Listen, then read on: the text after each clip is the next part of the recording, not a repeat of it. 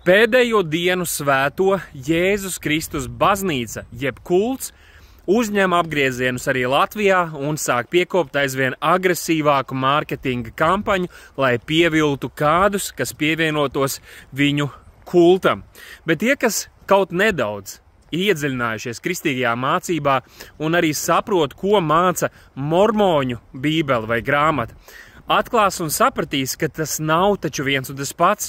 Mormoņi tic, ka Jēzus Kristus kādā savas dzīves periodā devās arī uz Amerikas Savienotajām valstīm, un tad viņu grāmatā ir aprakstīts tik daudz vēsturiski smieklīgas lietas, kuras nav un nebija patiesība šajā kontinentā, kā tas ir aprakstīts. Tāpat mēs zinām, ka mormoņiem ir šī svētā apakšveļa jānēsā ar laiku, kā arī viņi tiek kristīti par mirušajiem.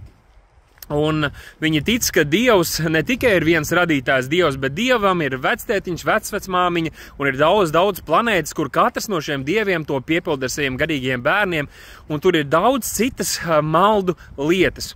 Un ko mums vajadzētu saprast? Tātad, lai gan Džozefs Smits, Jāzeps Smits, viņš arī nāca un sludināja Jēzu Kristu. Viņš sludināja citu evaņģēliju, viņš sludināja citu Jēzu Kristu, un līdz ar to pēc Bībeles un pēc svētajiem rakstiem, kurus šie kultu dalībnieki cenšas arī citēt, viņi ir nolādēti un nošķirti no Dieva valstības un nošķirti no Kristus. Bet kas mums ir jāsaprot?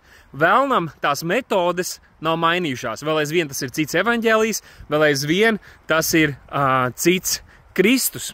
Bet viņi ir pielāgojuši to savu vēsti, lai tie, kuri ir uzauguši kristīgā vidē vai sabiedrībā, būtu labprātāk ieinteresēti to dzirdēt. Piemēram, viņi nāk un saka, tu zini, tu tici uz Jēzu Kristu, kur ir vēl kādas lietas, ko tev būtu vērts uzzināt. Arī Jehovas liecinieki to pašu dara un daudz citu kultu un sekts, kas ir satiekami arī Latvijā. Redziet, daudzi maldu mācītāji, arī runājot par citām šķietami kristīgajām grupām, dara to pašu. Ja pirms kādiem 10, 20 gadiem šīs maldu doktrīnas pavisam tā kā ar āmuru pa galvu naglai tika skaidri un drosmīgi sludināts un mācīts, tad šodien visi ir drusku pieklusuši un runā tādos nopaļotos terminos.